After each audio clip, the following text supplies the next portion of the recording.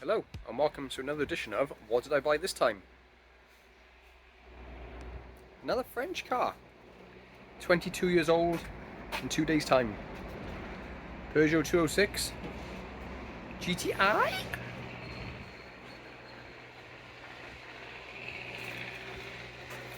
Show you a bit around it now.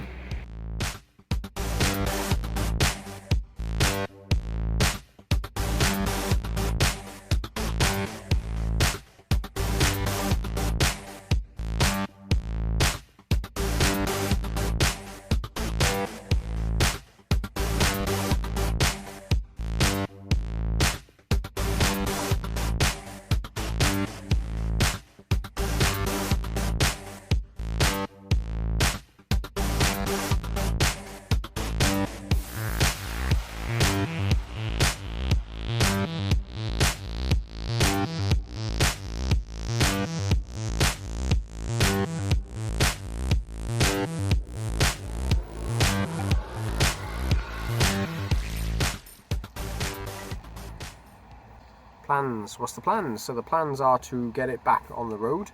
I don't think it'll take an awful lot. There's a misfire, which I will talk you through the process of what I've done to diagnose it. I'm just waiting for parts to arrive, and when it does, I'll run you through kind of what I did and the result of doing that.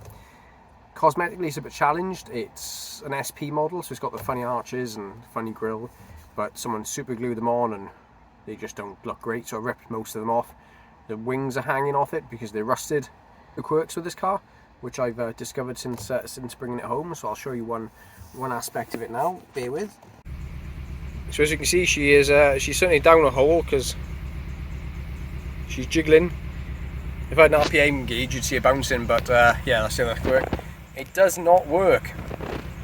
It does not work. It also needs fuel. Also look like someone's been chewing the steering wheel. Look at that. Can't focus on it. Surprised I actually can't see any teeth marks in it. Terrible. The other thing, this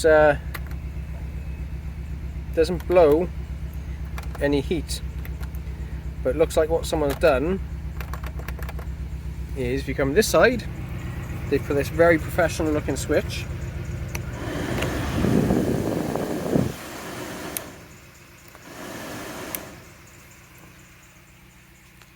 So normally that's just the like the fuse, isn't it? So I'm going to try and look at why that's doing that. I don't know if the proper word, not fuse. Normally it's the resistor. Normally it's the resistor that does that, isn't it? But I don't know. Someone's hardwired straight to the battery, so even if the car's off, she blows. That's another quirk. She's generally a bit minging in you, so it just needs a bit of a going over. I've currently got some stuff just stored in the boot before I moved over from another car, so it needs a bit of a clear out as well, and she's dirty. Layers of dirt and dust.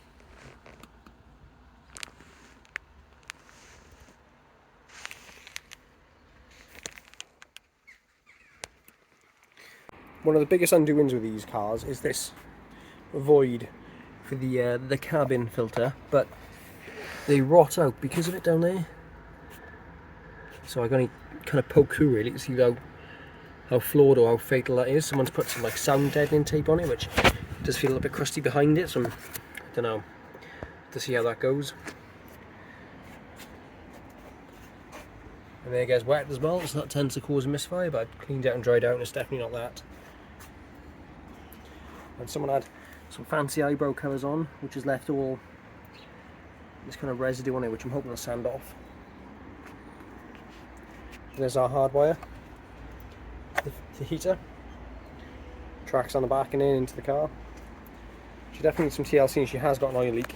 I don't know if it's going to be a trace of it now, but she's a leaky boy, as they say.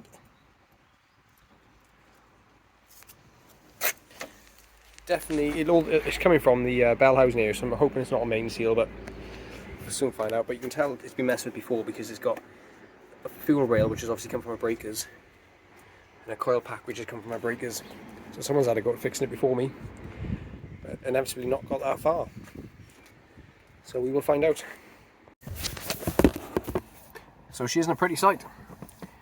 But I'll so once the parts arrive, I'll talk you through my diagnosing process. I think I know what it is anyway, and I'll show you what I found and what I've done, and then hopefully we'll get this thing roadworthy.